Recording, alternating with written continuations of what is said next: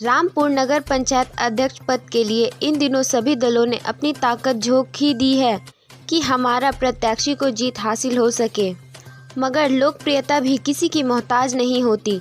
कुछ प्रत्याशी को तो पार्टी ने खुद ही जमीन पर उतारा है, तो कुछ अपने व्यक्तिगत व्यवहार पर विश्वास रखते हुए निर्दलीय प्रत्याशी के रूप में नगर पंचायत अध्यक्ष के चुनाव में जोर आजमाइश करते नजर आ रहे हैं। इसी के तहत आज रामपुर नगर पंचायत अध्यक्ष के निर्दलीय प्रत्याशी सुरेंद्र नाथ त्रिपाठी से हुई खास बातचीत। आइए जानते हैं क्या है कहना सुरेंद्र नाथ त्रिपाठी का। ईद का दिन भी है और सौभाग्य से आपसे मुलाकात भी हो गई।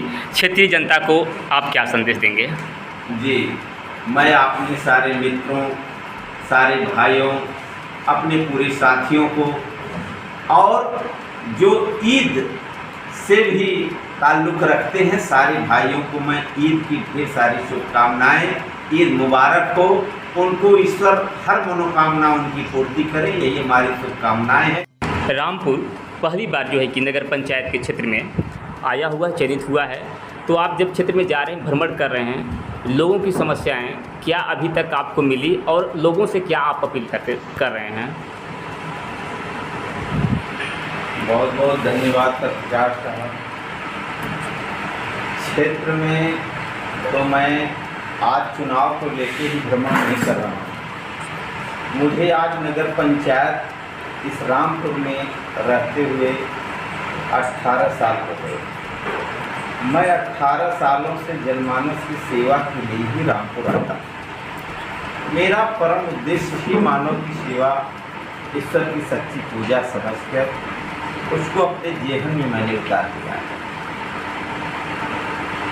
मैं लोगों की समस्याओं से बिल्कुल रूबरू, किस दरवाजे तक, किस मोहल्ले में, किस वार्ड में क्या क्या कमियां हैं। नगर पंचायत तो अभी 2019 में हमारा बना है और यह नवसृजित नगर पंचायत रामपुर जब बना तभी से लोगों में एक खुशी की लहर दौड़ रही है कि नहीं, चलिए अब विकास होगा, अब विकास होगा। लेकिन जब कैंडिडेट्स वही पुराने आ गए जब, तो लोगों में एक मायूसी सी छाई कि मुझे अब क्या करना चाहिए।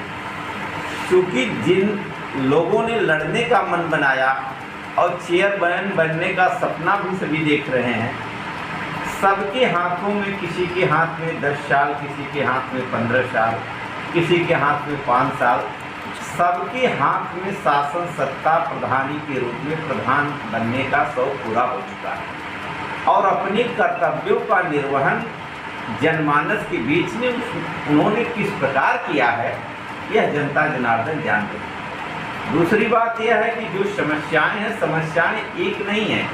अगर एक ही समस्याएं हों तो मैं आपको अभी बता दूं, लेकिन समस्याएं इतने अनेकानेक हैं कि समस्याओं के अंबार लगे हुए। यह रामपुर नाम से तो जाना जाता है, लेकिन अगर हम यह कहें कि राक्षसों का साम्राज्य स्थापित हो चुका है तो यह भी कोई अतिशयोक्ति नहीं। संजोग कहा जाए, जैसा आपने कहा राक्षसों का, और देखिए आपको चुनाव चिन्ह गदा मिला हुआ है, तो इस पर भी कुछ चर्चाएं हो जाएं, तो क्या कहेंगे चुनाव चिन्ह के लेकर? बिल्कुल, आप समझिए कि आपके चैनल के माध्यम से पत्रकार साहब, माँ भगवती जो करती हैं बहुत ही अच्छा करती हैं। जो चुनाव चिन्ह हमारा गदा है, आप जानते हैं कि जब राम और रावण का युद्ध हुआ था तो उसमें अस्त्र शस्त्र के रूप में गदा ही प्रहार करने के लिए था।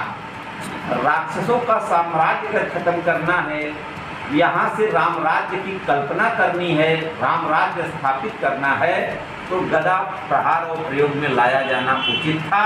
इसलिए शायद भगवान भोलेनाथ और जगत जननी माता ने ऐसा मुझे चुनाव चिन्ह एक प्रतीक के रूप में दिया। रामपुर में समस्याओं को लेके आपने कहा कि बहुत सारी समस्याएं हैं जिसको अभी तक तो बताया नहीं जा सकता क्योंकि बहुत सारी समस्याएं हैं। विकास के माने में अभी तक विकास क्या हो सकता है और बेटर रामपुर में? जनता से मैं यही अपील करूंगा कि जनमानस सबके गुणों और कार्यों को देख चुकी है। एक बार राम राज्य की स्थापना करने के लिए वह भी अपना हाथ आगे बढ़ाए और अपने हिस्से का एक एक दीपक जलाना शुरू करें। कौन क्या कर रहा है, कौन कहाँ जा रहा है, इसके बारे में न सोच के हर व्यक्ति, हर जनमानस से मेरी अपील होगी, हर हमारी जितनी माताएं बहनें हैं, हमारे जितने मित्रगण हैं, जितने भाई हैं, एवं इस नगर पंचायत से जो देवतुल्य जनमानस बड़े बुजुर्ग हमारे हैं, मैं सबसे हाथ जोड़ के यही प्रार्थना करूंगा और अपील करूंगा कि एक बार सेवा। विशेष सूचना, एक गुमशुदा की तलाश में। स्क्रीन पर दिए गए तस्वीर में जो व्यक्ति दिख रहा है उनका नाम कृष्णा तुरी है, जो पश्चिम बंगाल के जमुड़िया के तप्ती इलाके के रहने वाले हैं। इस व्यक्ति को आप जो देख रहे हैं इन तस्वीरों में, यह व्यक्ति 9 अप्रैल से चितरंजन इलाके के फतेहपुर से गुम हो गया है। इसका रंग जो है सांवला, कद 5.5 फीट, उम्र लगभग 42 वर्ष के आसपास बताई जा रही है।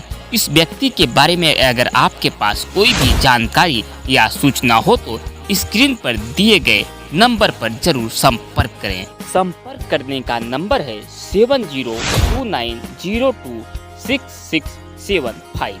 नंबर एक बार पुनः ध्यान दें, 7029026675। दूसरा नंबर है 8250183254। सूचना समाप्त हुई।